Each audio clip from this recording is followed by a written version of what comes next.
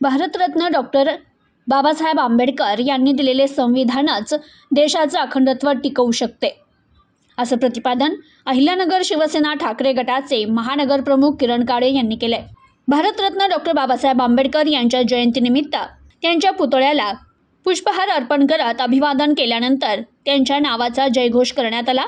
यावेळी किरण काळे यांच्यासह संजय झिंजे, मनोज गुंदेचा, अनिश चोडीवाला, विलास उबाळे, रावजी नांगरे, दीपक भोसले, राम वाणी, राम झिने, अल्तमश जरीवाला, रोहन शेलार, चंद्रकांत उजागरे, संतोष घरवाडवे, मतीन शेख, उषा भगत, शैला लांडे, शंकर आव्हाड, आकाश आल्हाट, विकास भिंगारदिवे, गणेश आपरे, अमोल खाडे, रामभाऊ धोत्रे यांच्यासह पदाधिकारी कार्यकर्ते उपस्थित होते।